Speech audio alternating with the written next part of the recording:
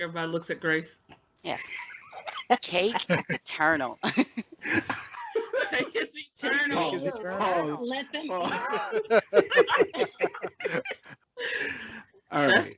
Cake is cake is eternal. Cake It is is eternal. eternal. let Cake them is eat eternal. cake. I always thought they were referencing the band. I don't think so. That's I don't it's think not the so. band cake. No. No. No? No? Short hair, long bat left. I don't know. Man, don't you know what this You're going is? the distance. You're going for warp Oh, speed. I got you. All right. What's happening? She just Okay. hit it. This is Black Black Black alert. Alert Alert Podcast. Podcast. Podcast. Y'all are drunk. Ooh. Exactly. Black alert. Black alert. Black alert.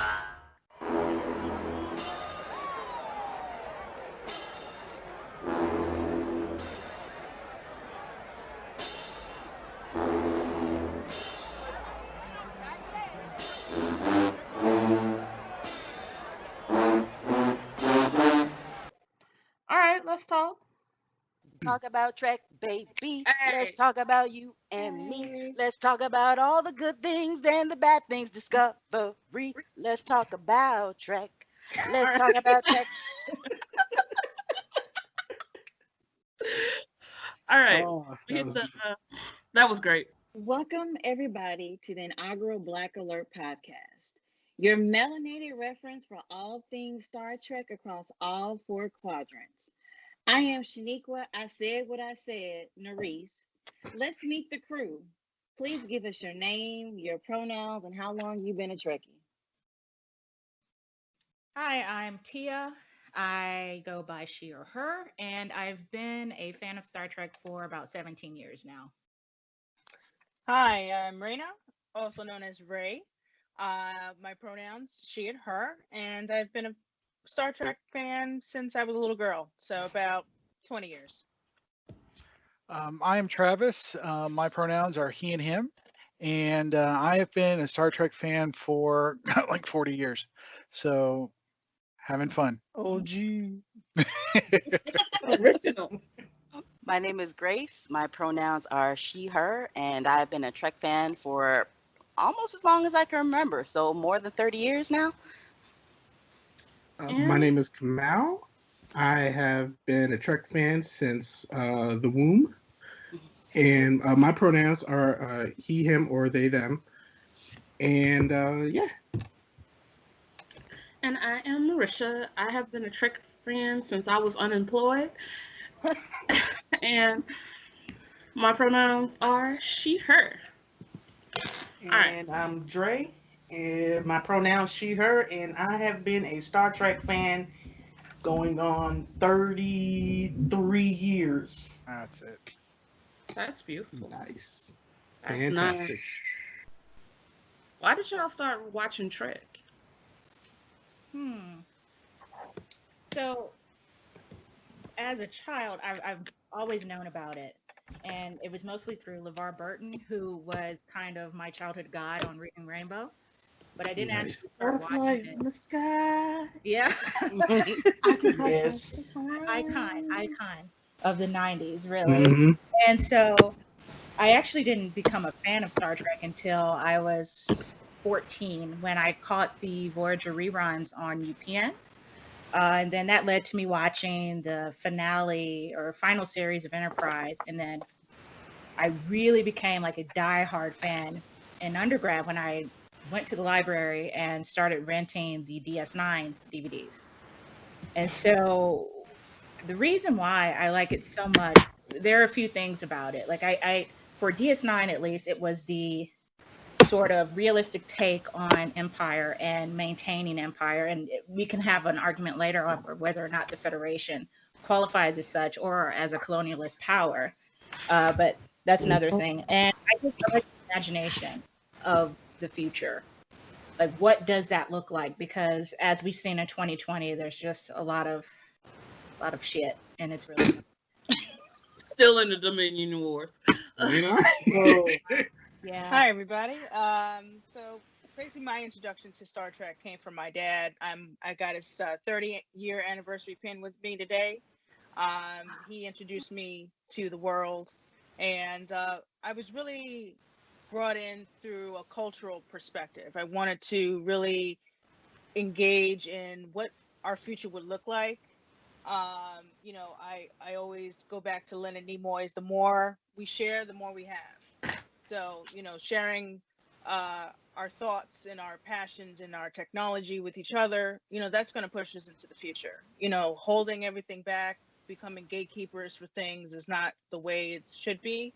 And yeah, I love the I love the original series, but I started really with TNG, DS9, and obviously I love my Discovery.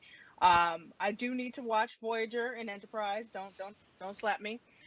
Look, I don't know But what yeah, you're but yeah, that's where I'm at. Yes. I don't know what I'm you're doing. I'm I messed up.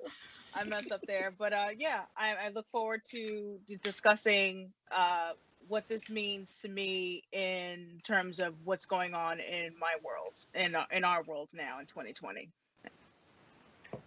All right, Travis. What about you? So I have been into Star Trek, like I said, for 40 years, and for 40 years for me, that's just about when the motion picture came out. So I remember one of the first movies I remember going to a theater to see was Star Trek: The Motion Picture. I would have been about 4 or 5. I still have, back in the day, for some reason, at like big science fiction movies, they would put out these like programs, almost. They were like big oversized magazines, and I still have my the motion picture program someplace in the house. And since then, I've just been, you know, oh, watched the repeats of the original series, read all the pocketbooks novels. Shout out to Diane Duane and John M. Ford. You know, Kristen then Marks. then I got into Next Gen. My mom and I would watch Next Gen every week.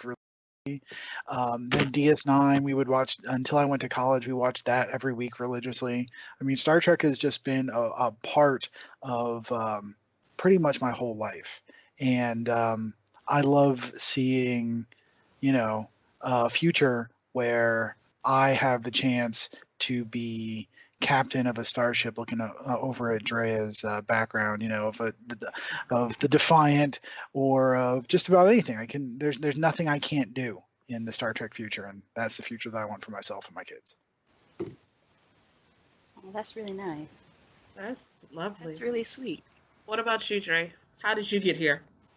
It's funny because my story is very similar to Travis, but unlike most people, I came across Star Trek on my own. I want to say I was about 5 or 6 years old, and the original series would come on after Saturday morning cartoons.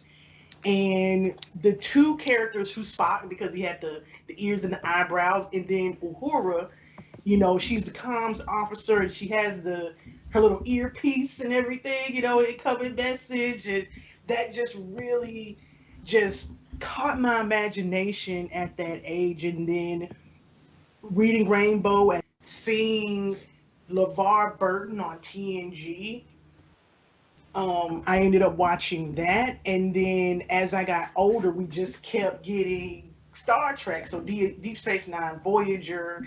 At this point, I'm in junior high and high school, and that's when the message of Star Trek, of unity, of us all being one species, of us together and working towards a better future, a better world as a whole. And we're up there, we're exploring space, we're doing all these different things that really resonated with me. And um, I want to say that as Star Trek has grown, I've also grown as a person.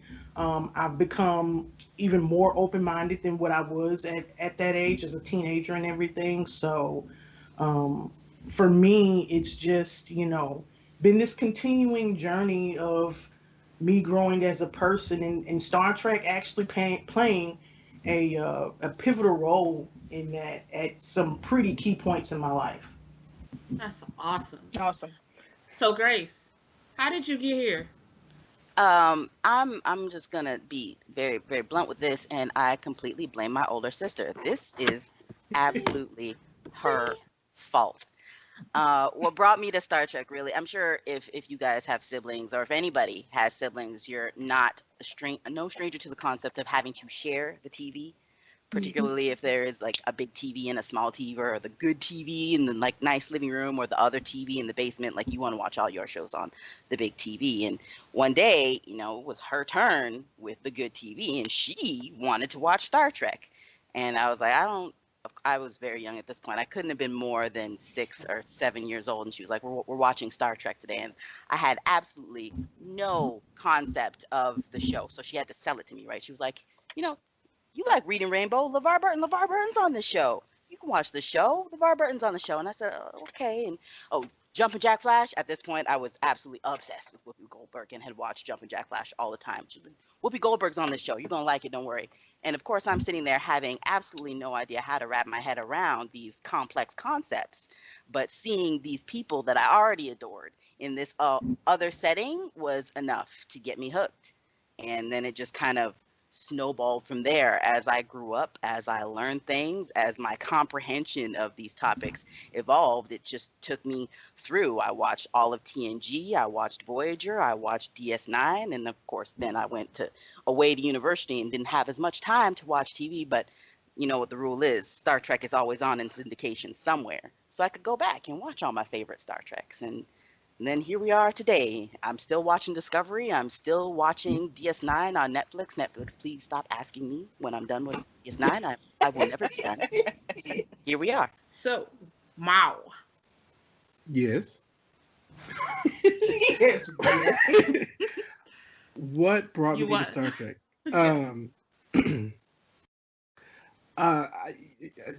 Genetics. I don't know. Like being having a bunch of older siblings, again with the multiple TVs and whatever else. Like if that's what's on, that's what we watch. It's again one of the earlier memories of like the family sitting down to watch Next Generation when they came out. And I'd always kind of knew about the original series and had like watched it, but again, being younger, it never really. It was like cool, but like the themes and whatnot weren't really like hitting.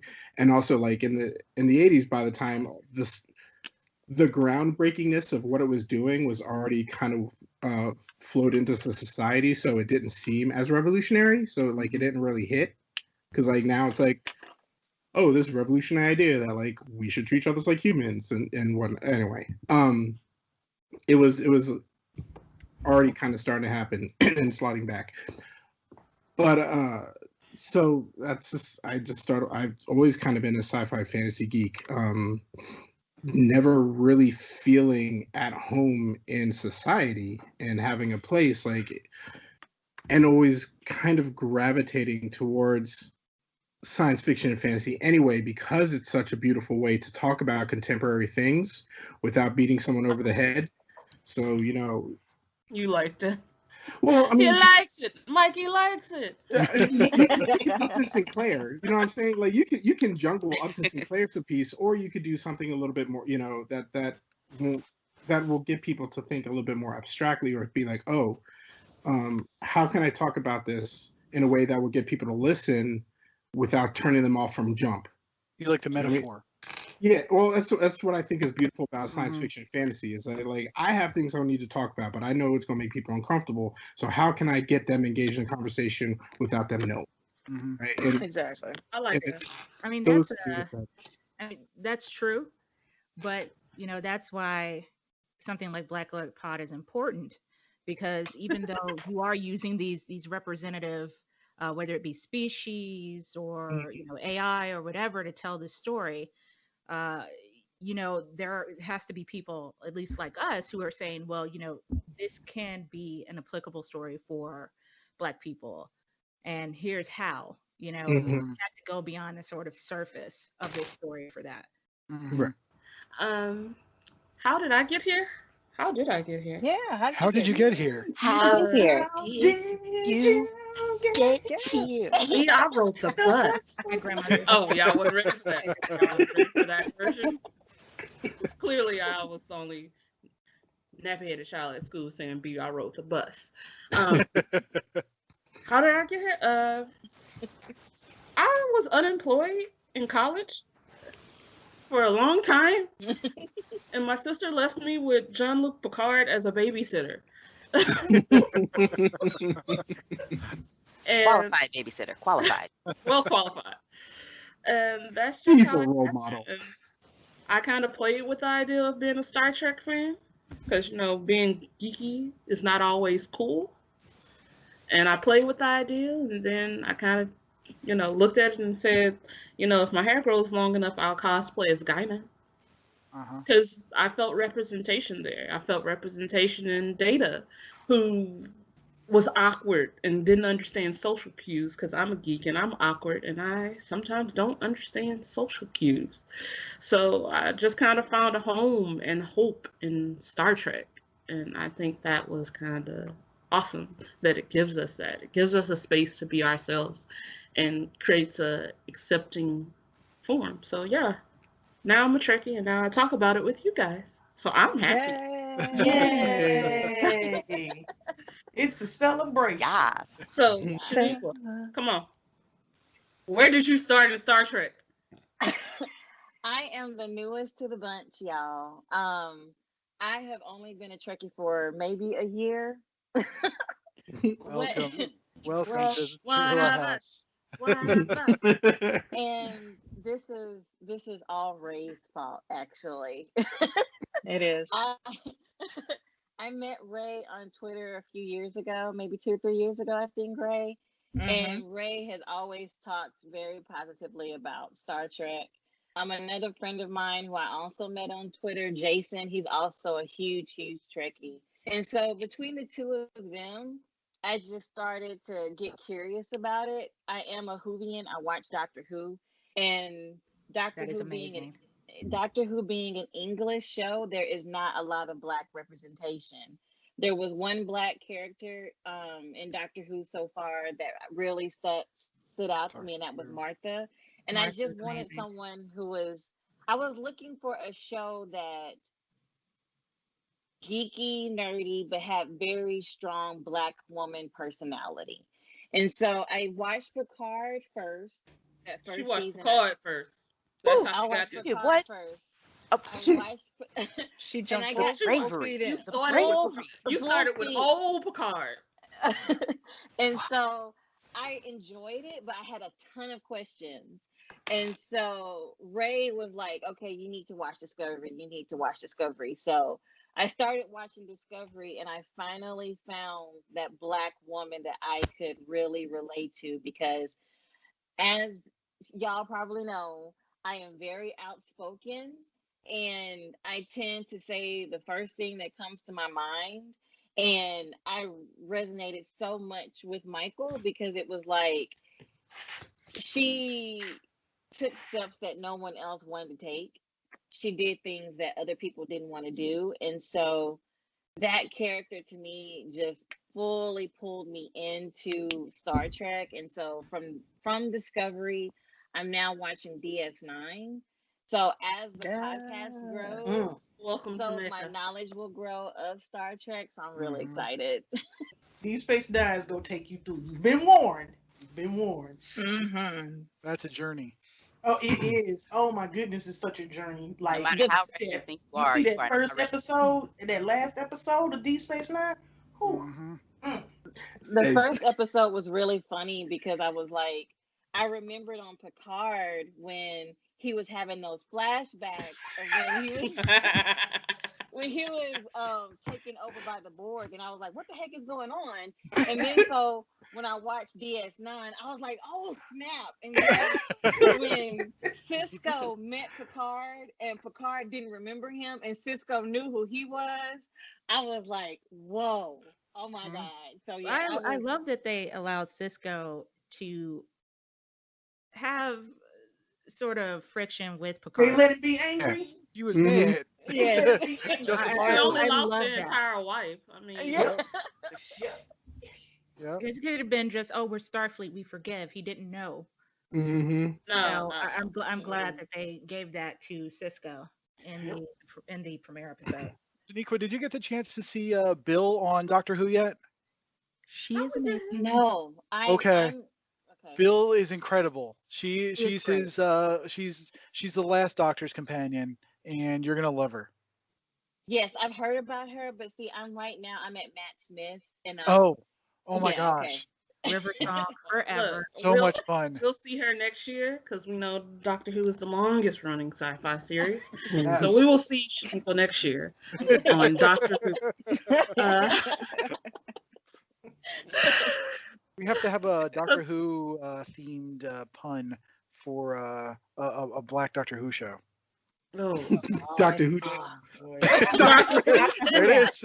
There it is. Doctor Who Doctor does. Who? New Doctor That Who works. does. Doctor Who New is. Doctor Who dis? All right. So Tia, what did you? I gotta figure out how to do this better. I can try to bring it in. Do it. I'm trying to get us to diversity in Tia's question. Well, so barring the Doctor Who discussion, I know that there is a joint cause with this podcast.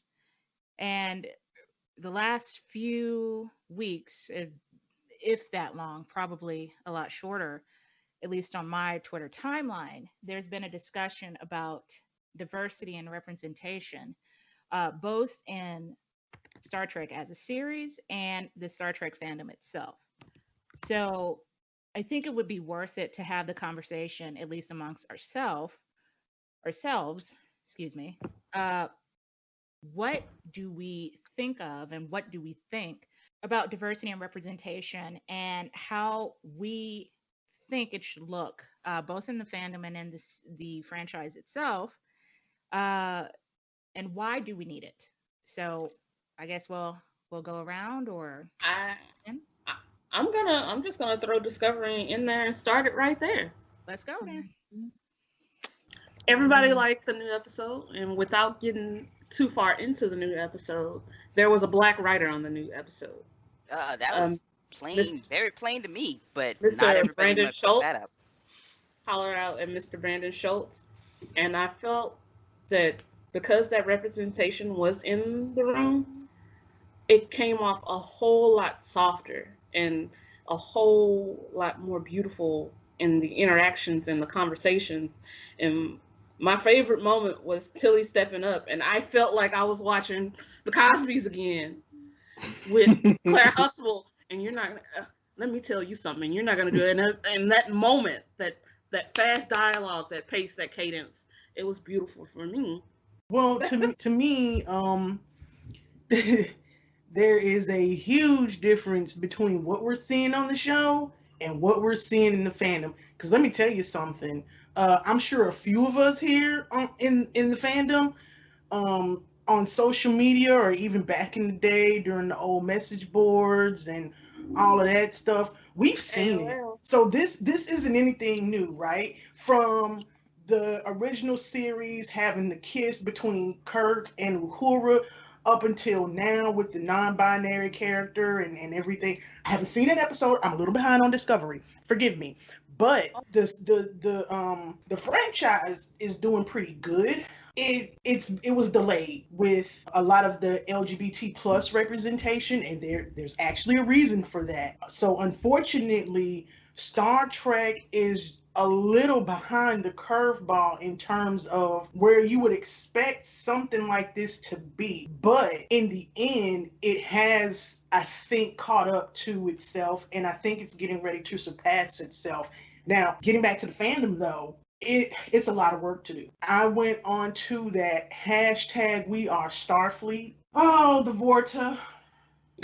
Oh, this is the part where you pinch the brow of your nose and do the lean.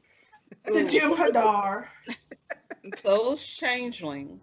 Them changelings too, man. I'm just like, I was reading, I was like, oh my goodness, you guys don't even come close to hitting the mark. You don't even come close to the target, let alone hitting the mark. The problem to me is that a lot of Star Trek fans are very arrogant in terms of, yeah, I'm open minded, I'm not judgmental, I accept everyone, I love everyone. But when it comes down to it, when it comes down to their actual open mindedness and confronting their Mhm. own biases, it's Mhm. so much programming that is still in place. And the message that Star Trek puts out to us still isn't getting through. Mhm. So, what we have to do is stuff like this.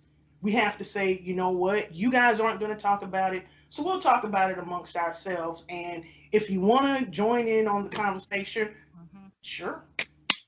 I think that's Right. great. Mhm. I That's agree. actually Yes. so true. One of the things that I always like to think about is I've been a Trek fan since I started watching the original series, and the original series was always about humanity, and because you'd watch the show at all times, there'd be black characters walking around the background of the crew. There'd be Indian characters, as that stood in for Sulu a couple of times. An Indian, security guard who didn't die, and That's There was you a know, whole lot of death on TOS. So you'd have Sulu, and Sulu wasn't the only Asian person on in the crew in the original series.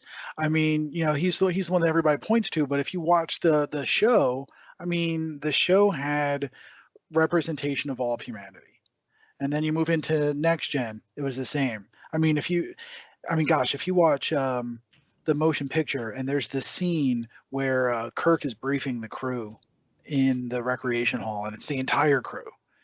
And I mean, you see everybody. You see, white characters, black characters, native characters.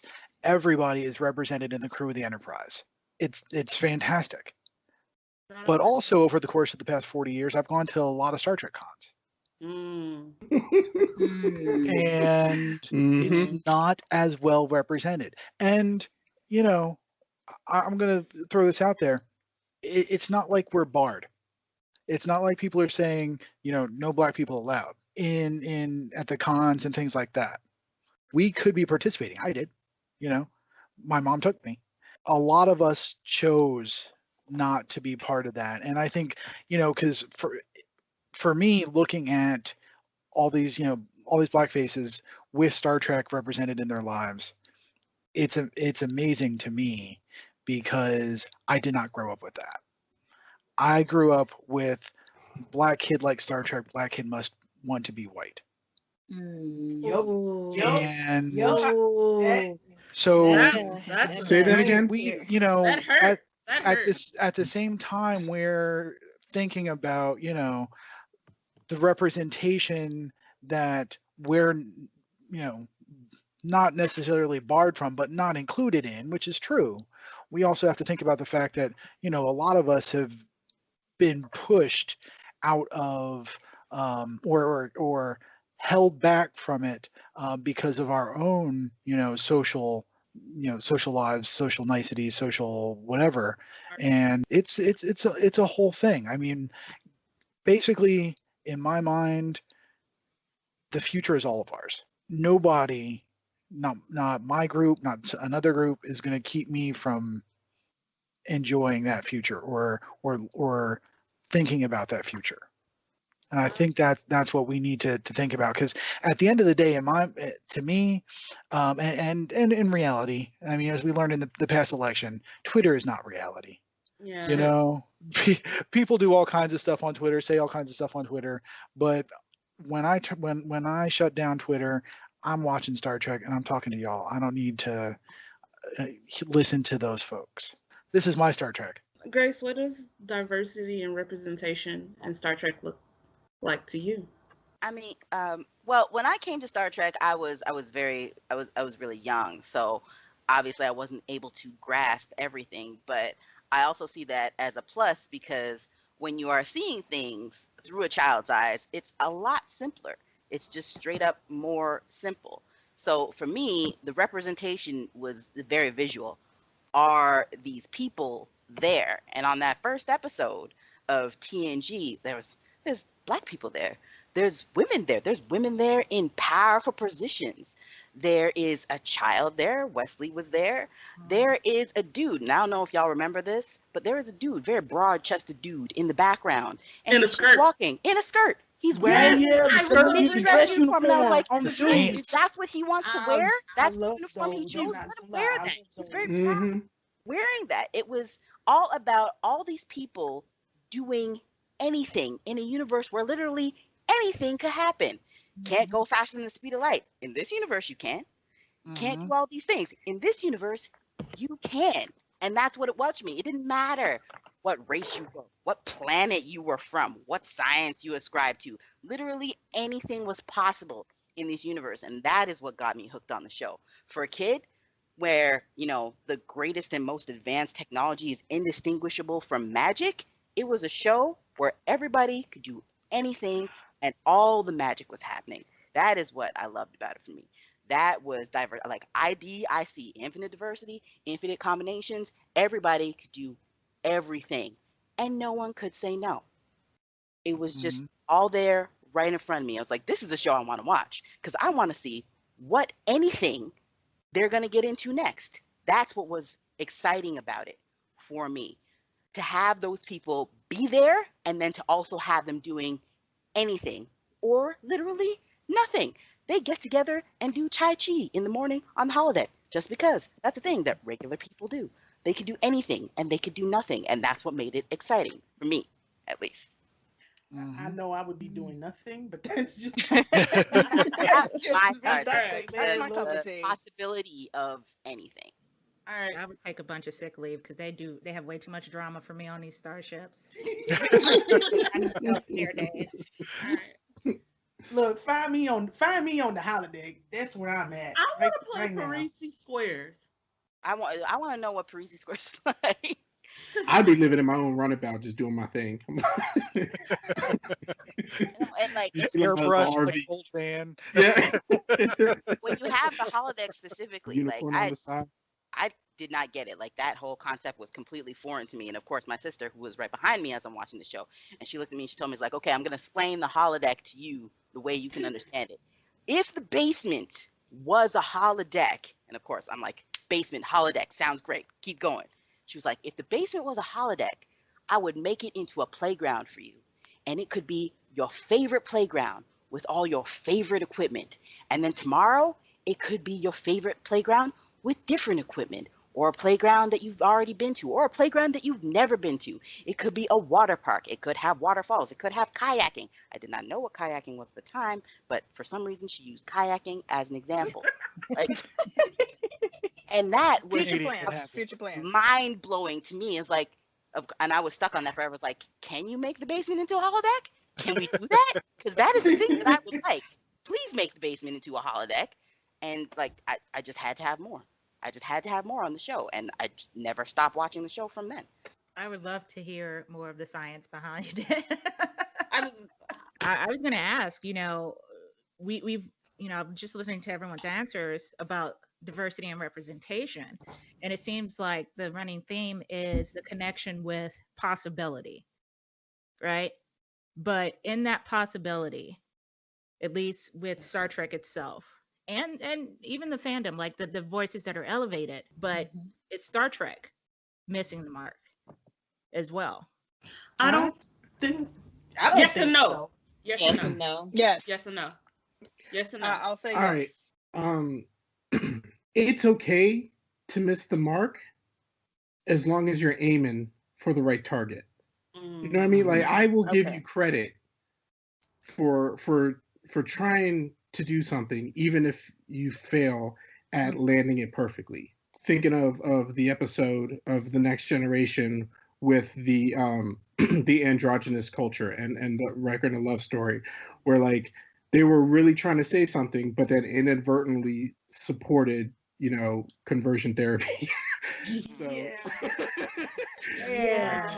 so I will give you points for trying, but we can recognize we can do better, and that's life, right? Like we're we don't always have to be perfect.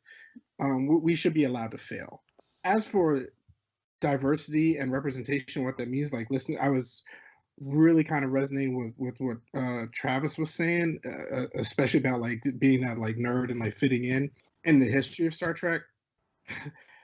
Being non-white within a fandom, they are very accepting. It's like, you can be here, you can be a part of this group. Just don't bring up anything that's going to make us uncomfortable. Yes. There we go. Yep. That's it. That's Yep. it. That's it. That one right there. That is That's Why do you got to bring up race stuff? Why do you got to play the race card? Yeah. You're the real Exactly. racist because you see that this is racist. Yes. Mm-hmm. Well, like it Cuba. is racist. As someone who's not white, I'm telling you that it's racist, but you don't want to hear it because you don't want to confront that bias that you have. And that's what it boils down to. I'm uncomfortable, make it stop. hmm I could go on an entire thesis about how we have completely taught racism and sexism correctly in this country, and it's not taught to educate; it's taught to alleviate. It's just taught to alleviate guilt. So unless you're burning crosses and like shouting, N words in the street, you're technically not racist. But anyway, with that too, like with the series, and I think this is kind of where we're getting to at this point, was in the original series, as Travis was saying, you had Sulu on the bridge. Roddenberry made a point to put a Russian on the bridge during the height of a Cold War, right? Like, so there was all this. It was for the first time you were seen. You were seen on screen. You were seen to exist. I'm still doing research on this, but I find it, from the little that I've looked up, I've always found it funny that futures were always kind of depicted as utopian until the civil rights movement, and all of a sudden everyone wanted to start writing about dystopian futures. Except for Star Trek. Except for Star Trek. Exactly. Very good point there. Cities and crime is whatever. I say yes and no, because Star Trek has always given you episodes to tell you check your bias. It's wrapped it up in a bow to where it can say, hey, this is a thing. I know you're not ready to talk about it yet, but this is an issue. Yeah. But I think table here a bit. And how it fails is that after, in the episodal Trek, it wraps it up and it's like, okay, it's fixed, and you're like, nothing to worry about. It doesn't always keep it ever present. Yeah. Well, And I think that's because of writers. I'm adamant in saying that in the case of Star Trek Discovery, they have not written Michael Burnham to be liked by anybody. Mm-hmm. No. But Joe. Really, I connect with Michael Burnham on a personal level because I feel that I could be very emotional, but also very, when times get tough, it's ready to go. We've got to make a plan, and if those are ahead of me are not on their game, look, we got to make a plan. We got to do things. There's a lot of things we need to tackle, not just in Star Trek, but also in life. And we need to. I feel like Star Trek and our fandom needs to become a mirror to what we see going on. We need to tackle, climate change, ableism and other issues, indigenous cultures, colonialism, and its effects, and multi-generational trauma. We don't talk about that. Yes. Scientific mishaps and experiments that have gone wrong. Obviously, our community knows that. I love her character even more Sonequa Martin Green, because she mentioned in a panel at one of the Comic Cons, I believe it was San Diego, that we don't have to let go of who we are to learn who you are. Okay, so you don't have to lose yourself completely. You don't have to change who you are, but you should also evolve. We are looking at a time where we're all learning. Every day should be a learning experience. The first thing is important is to listen. And that's a thing that a lot of us don't do. We don't try to learn about the other person without asking the other person to become fatigued and trying to explain their experience. And I feel that there's a lot of, if I want to quote Mary Frances Winters, black fatigue. Fatigue from marginalized groups. And trying to explain our struggle. And you know, having to combat everything, especially with 2020. I mean, we've been Yeah. through a lot with the Yeah. pandemic, racial issues, Yeah. cultural Mm-hmm. issues, having to constantly teach someone or become the professor in this environment. There's so much out there. I think the best way to put that, I saw that, believe it or not, I saw it on Twitter, but it stuck with me. It was a meme, and it said the problem is that people don't listen to understand, they listen to answer. Yes. And Yeah. that's where the problem really does lie, because what are we always faced with when we try and speak up? Oh, especially as black women, oh, you're being difficult. Oh, you're Yes. being Why are you so you're angry? Yes. being yeah, Why? why How are Why you so so angry? why are Why you are you talking about this? yelling? You're being oversensitive. Why are you taking it so personal? Mother, Mm-hmm. yeah, Mm-hmm. and angry? it's like when Yes. you react in a way that makes someone else uncomfortable, all of a sudden the blame comes back on us. Like in talking about all this, like everyone talks about privilege, and you got like like racial privilege and sex privilege and white privilege Class. with class privilege, and like it was like, what does that even mean? And what it really boils down to, and this is where the fatigue comes in, is the number one benefit privilege gives you is benefit of the doubt, so Yeah. that any argument you bring forward is immediately given the benefit of the doubt. And when you don't get that benefit, that's what happened. That's what triggered this whole thing. A question was asked, and it was not, and that question was not given the benefit of the doubt, and it was attacked for seeming like it came out of nowhere. We're here now. We are here now. So, my experience, I've been in Trek, I've been to cosplay, and I struggle with the idea that how can we love these characters, these people, these examples that we are given so much, and then spew so much vile hatred. And vitriol, And absolutely. I cosplay Guinan, and the best moment I can ever think of cosplaying is seeing this 80-year-old white man lose his shit and beg me for a photo because I'm dressed as Guinan. Mm-hmm. And it made his day. And to come to Twitter and to start talking about, hey, Michael Burnham's not really one to like. It's a problem here in the writers' room that there's no representation to write this voice. Seeing Shaniqua being shitted on for Yeah. saying, hey, I think there's a problem here. Can we discuss it? Being told, hey, go discuss that on your own time. So now we're discussing on her own time. Shaniqua? Segue.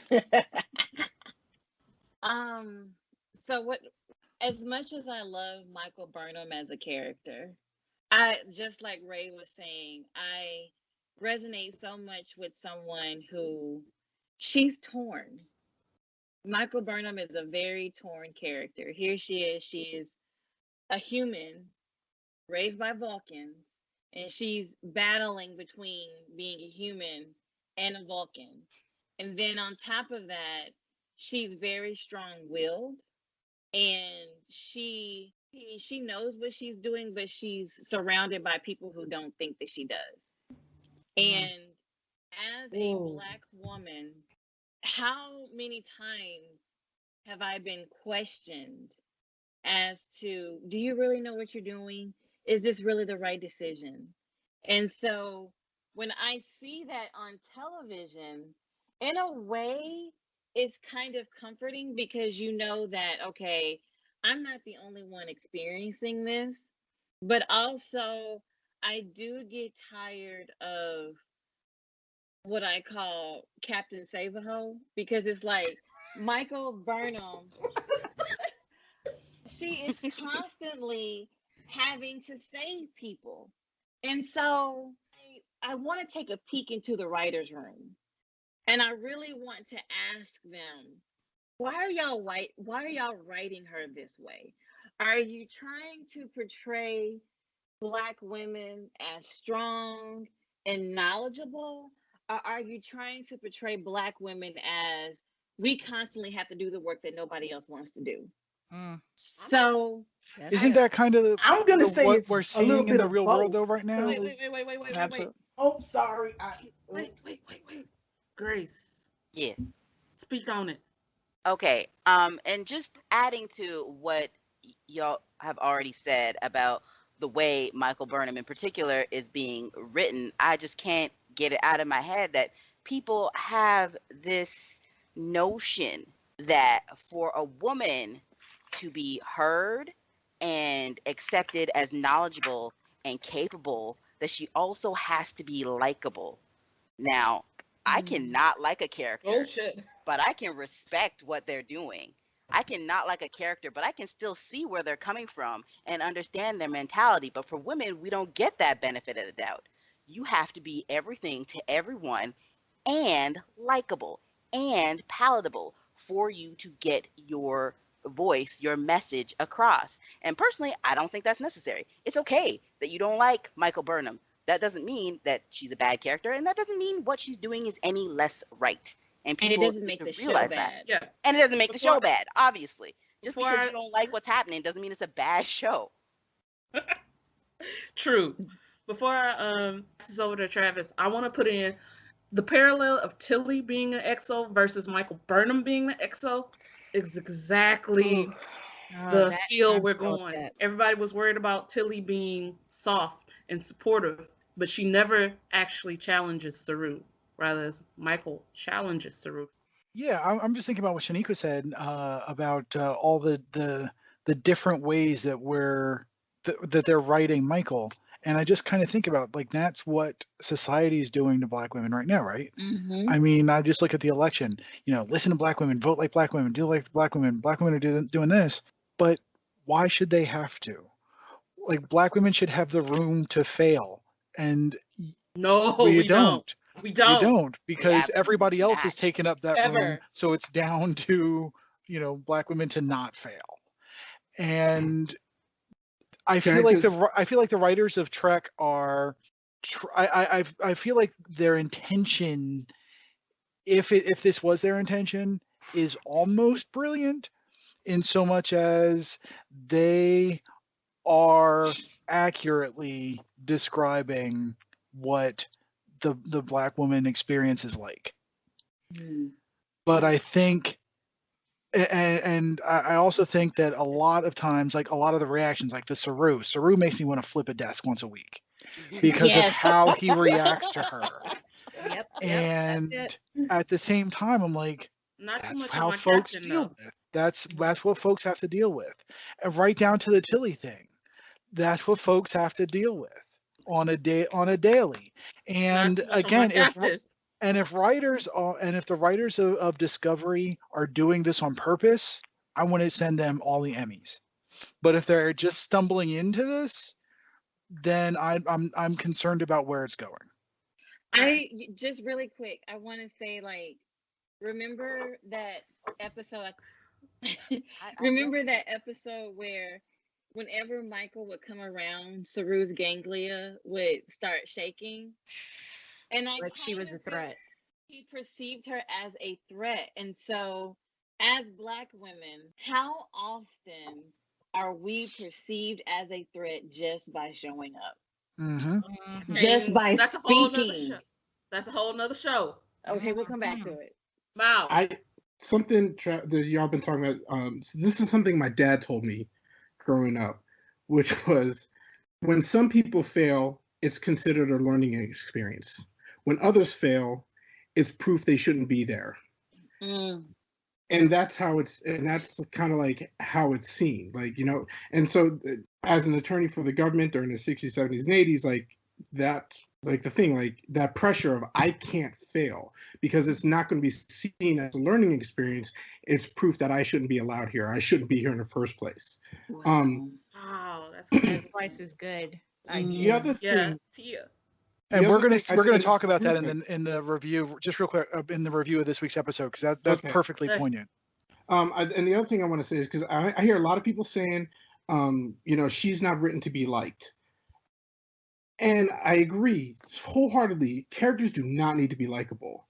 But I ask the question, is she not written to be liked? Or are we actually conditioned to watch her motives and think that's wrong? Because how is she any different from Dirty Harry or Riggs from Lethal Weapon? We've always had characters who buck and go against. So why do we idolize those, but we look at this character who's a Black woman and say, oh, but that's not likable? Captain Kirk she's- hotwired the Enterprise and stole it. That's what I'm saying. So anyway, I just There we go. Exactly. Because There we we're go. season 3 and we can't get past treacherous, untrustworthy, and mutineer going against everything that's you believe Starfleet is supposed to be. But that's a whole nother rant for me. That kind of pressure is very real. Right. Yeah, Absolutely. Where, it where, is. what's Exactly. she done as Yep. part of the crew since she Mhm. lost her first officer position? She's always they've given her separate story while the crew is doing their own thing. The Michael Burnham, I wouldn't call it hate. I don't like using that word, but I see a lot of dislike for her ability to step up when it needs to be, and a lot towards, she's a bit of a rogue. She's a radical, and I like that in her. But I also want to see confidence in her, Saru and the other bridge crew show some more support for her when she's got to do, there was a specific interaction. Oh, Tilly, there we go. Oh shit. You know, Tilly and Saru had this conversation about, or what should happen, like, okay, she's gone out of line. So, well, Tilly comes with the nonchalant, well, she didn't ask you, or she didn't ask permission to that effect, do it by the book. So, repercussions have to happen. I'm like, I thought she was her friend. I disagree. Okay. I being a friend doesn't mean supporting someone 100%. You know what I mean? Like, True. so like being a good friend is actually calling someone out when they mess up. And so I don't feel like Tilly was betraying Burnham at that point. And in fact, like she was torn about like I need to support my friend, but at the same time, like we need to hold each other accountable. And if someone does step out of line, rightly or wrongly, you should, if you can't suffer the consequences of your actions, don't take the action. And Well, that's something that I've always respected about Burnham. so like remember Saru like kicked I think he kicked what Ash's ass on a planet in like the first season, and he suffered Mhm. like zero consequences of Zero that. ramifications. And Yeah. so, that's the thing about the show. Now, I know at this point I probably sound like I just despise Star Trek. I hate watch it, but I don't. I love Star Trek, but I also think like each of the series has their sort of issues. And in Discovery, it is very much that the only person who truly, truly suffers consequences is Michael Burnham. Mm-hmm. The Mhm. only one. And I mentioned this in our sort of pre-call about how, all out of all of these actions, all of these leads over 50 years, 50 plus years, and she's the only one who becomes a felon. First episode, they Mm. kill Michelle Yeoh's character. Burnham goes to prison. Yeah, you got a woman captain for 5 minutes. And I always got to That point was back. I'll point back to what I said a couple minutes ago. Kirk hotwired the Enterprise and stole it, and then blew it up. And then they just gave him another ship. Like, what? I They, mean, they, compare He that did, kind. he did save Earth in the interim, but And Michael just saved saved the all universe. life in Save the the universe. universe. So, Michael saved all life in the universe, and she gets busted down to chief science officer. She stopped the genocide of the Klingons. She saved all of humanity. At this point, she really is the twice as hard, half as much. I Exactly. mean, she's getting a yeah. half, she's getting a quarter. So, And and are they doing this on purpose as far as the writers, or is this And that's my that goes back to my question. original question, right? Like that I said I'm to really you. It's like, wondering. is it on purpose? Well, I'll answer the question. Is it on purpose? I don't think so. Uh, I think there's something going on in the writers' room where they try to appease everybody.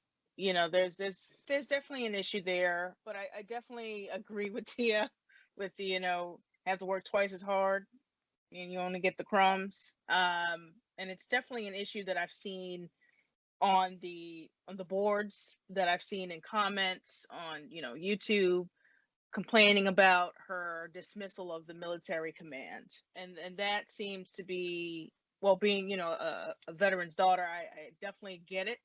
And I understand that there are rules and regulations, there's protocols, but if those protocols aren't working for the better of all of us, then something needs to change. And there's amendments to the Constitution for a reason. And we did see a little bit of that in Saru in this recent episode. He was trying to, we're going to stick to protocol, but we're going to do this. But he Only when didn't do it's that in convenient episode to make 7 him. or 6. I'm sorry. I know. So, with that being said, with the current environment in the community, how does one be an ally? How does one do that?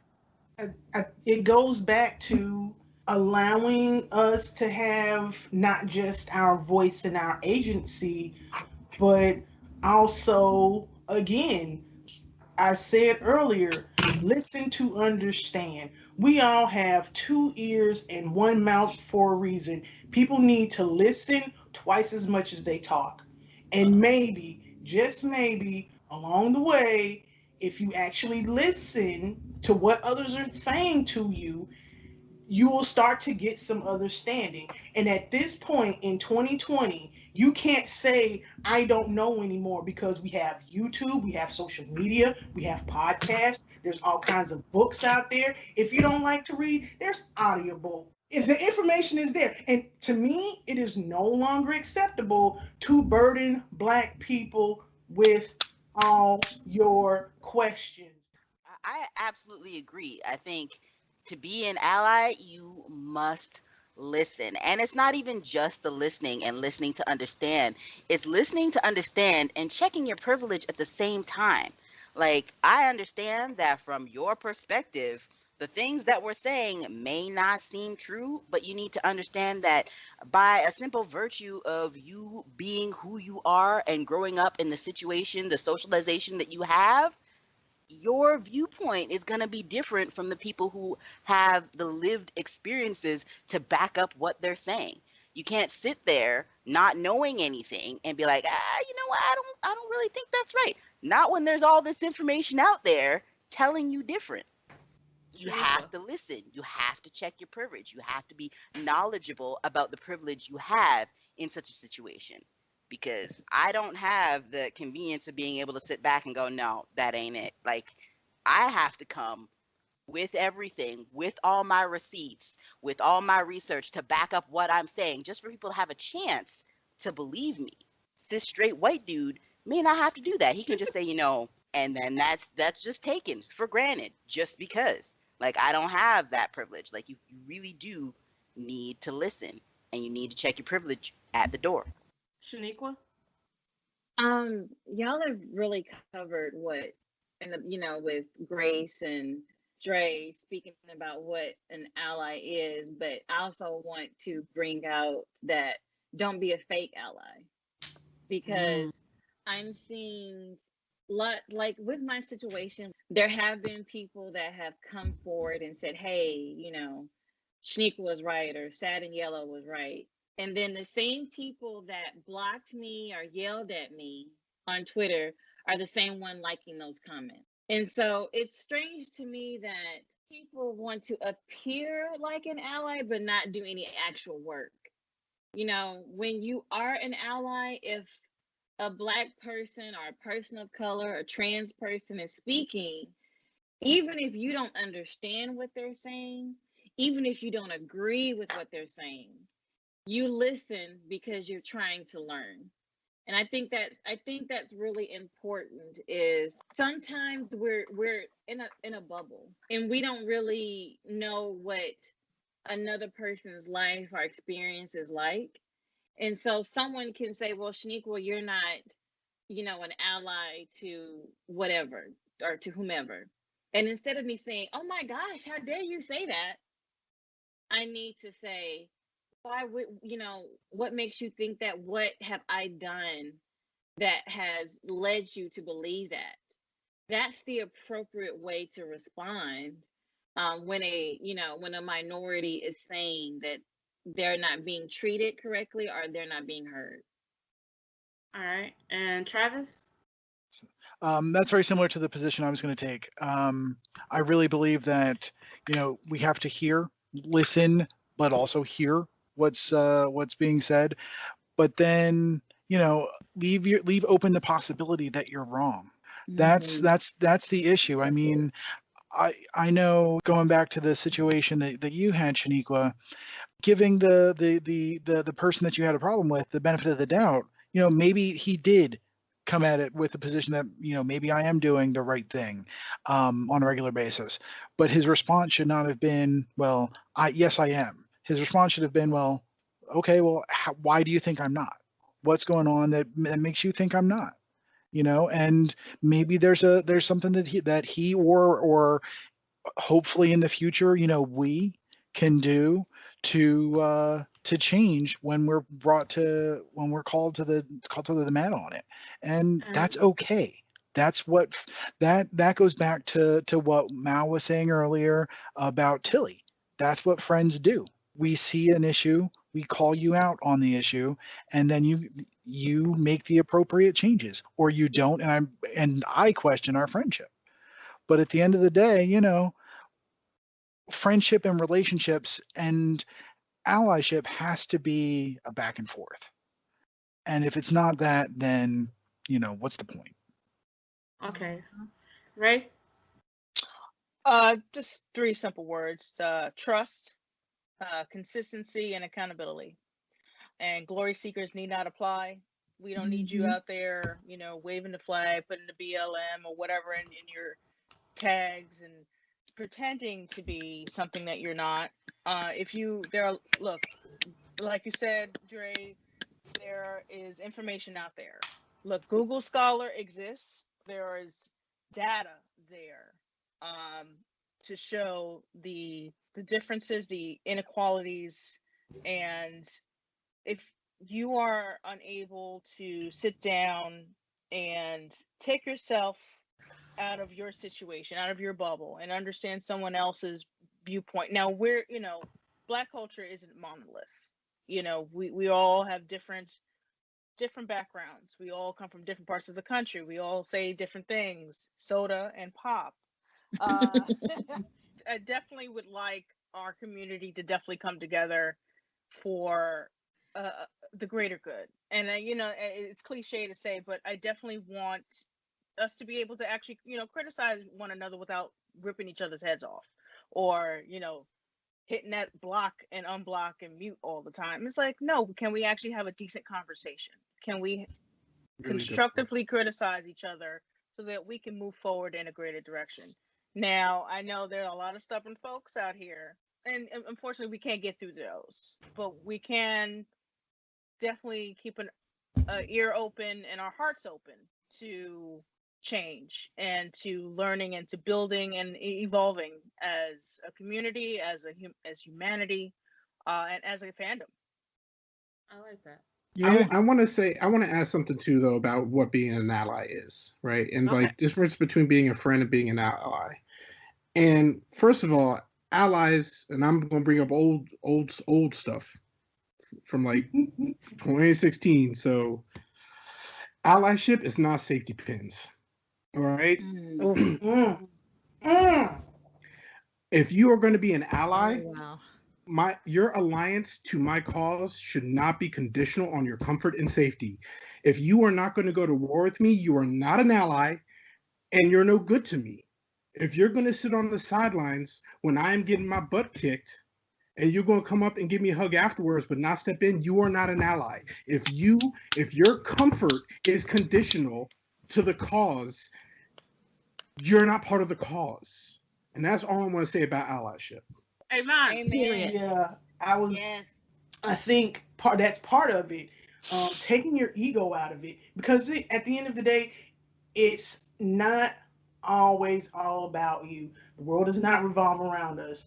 When you look at the big picture of it all, Earth is just this one little tiny speck of dust in this big, vast, wide sea. I'm pretty sure we're not the only sentients out there. And when that happens, Pause. Can we not start that The fight? monolith. well, hey, Start- we've Don't seen start monoliths. none. Won't be done. Won't be none. Clearly, Dre likes to fight. Clearly. Yeah, Clearly. well, I like to. It's Don't funny even sit there and because I'm say no actually. because it's yeah. Okay. Thank you, everyone, for joining us on our maiden voyage. We also want to give a special shout out to The Cartel Dell for that fire artwork. At Dex Lower, aka the funniest frontier. Thank you for them follows. To Twitter and my friends on Twitter who came to support me through a really difficult week this past week. Love you all. You know who you are. Thank you so much. I And want to thank my mama. I'd like to thank everyone's mamas too, including mine. Mama. Nah, me, Not you my can't. mamas. me and my mama got Baby business. mamas. I'm still Uh, mad. I am We'll work through that. We'll work through so that. much drama in the LBC. Travis, Okay, y'all can hit us up on at Black Alert Pod if you have any topics or subjects you want us to discuss. You can post them there, and we will definitely look. I promise. And if you get a response, I'm hoping it's me because I love responding on that Twitter account. until next time, peace, love, and So. Trek. that's it. That's it. All right, that's one down.